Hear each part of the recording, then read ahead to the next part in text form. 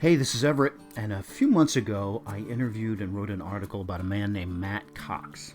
Now, if you've never heard of Matt Cox, he's getting a lot of exposure lately, and it's not unusual for an online interview with Matt to receive 1 million views or more. See, Matt Cox is a con man who at one time was the Secret Service's most wanted fugitive. He stole about $15 million in a very elaborate series of real estate schemes, and he's estimated to have stolen $8 million while he was on the run. Matt was eventually caught, spent 12 years in prison, and is now out and telling his stories, as well as the dozen or so fascinating criminals that he got exclusive interviews with while in prison. Matt's career has changed from that of being a criminal to being a true crime writer, and he has a very unique, charismatic, and unusual view of everything, life. So when we began planning Rewiring Everett, Matt was our very first podcast guest. Bad camera, crappy video and all. And I shared with Matt my challenge with weight and the desire to fix a lot of things that were broken in my life. We did the interview. Matt was great. And the next morning he sent me a text of a photo of he had just ran 5 miles in about 30 minutes. And it wasn't even 6 in the morning yet. And in the text he wrote, "What have you done today?"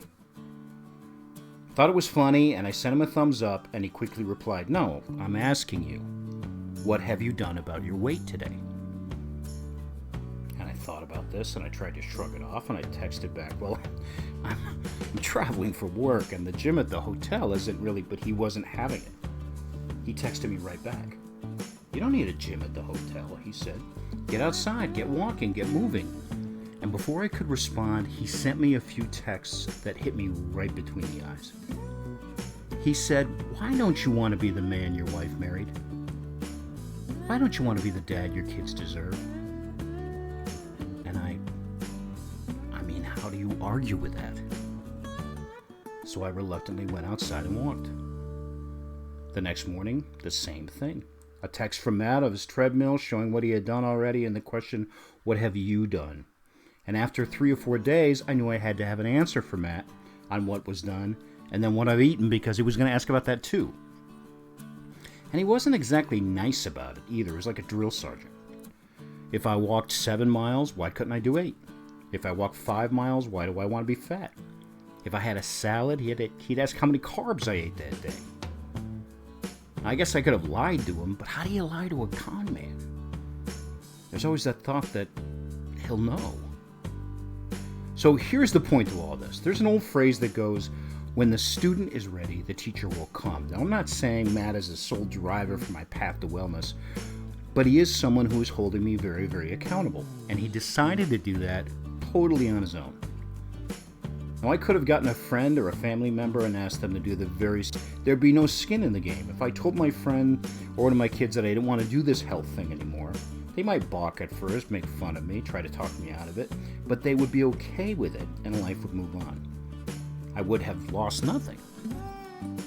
But Matt appointed himself this role of accountability partner, and he had nothing to gain from it and gets nothing out of it. And I'm not doing it for him, I'm doing it for the people that need me, that Matt reminds me of all the time. Because there is a huge difference between my wife saying, "Why don't you want to be the man I married?" which would break my heart, and Matt saying it. Either way, I'm doing it for my wife, but one way would break me, and the other would drive me. So here's the moral to all this. Share what your goals are with those around you. Don't recruit someone to hold you accountable, because it works best if they come up with the idea themselves, but dropping a few hints is fine. And then be ready when they show up. And don't be surprised when they do and where they come from. They could be a co-worker, a neighbor, or the Secret Service's once most wanted fugitive.